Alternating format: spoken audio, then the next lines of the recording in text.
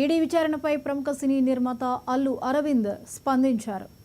ఇక 2017లో ఓ ప్రాపర్టీలో ఒక మైనర్ వాటాదారుడి భాగాన్ని తాను కొనుగోలు చేశానని ఆయన తెలిపారు.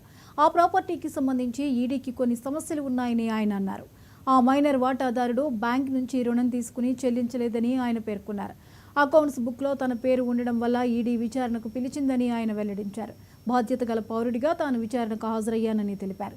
ఈడీ అధికారులు అడిగిన ప్రశ్నలకు సమాధానం ఇచ్చానని అల్లు అరవింద్ తెలియజేశారు. నేను 2017లో ఒక ప్రాపర్టీ కొన్నాను.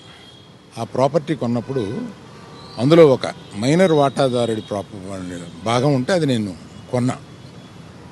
కొన్న తర్వాత అతను ఈడీ ప్రాబ్లం ఏదో ఉంది, అతను బ్యాంక్ లోను తీసుకుని అది ఏదో కట్టలేదు, దాని మీద అతనికి ఈడీ ఎంక్వైరీ ఉంది.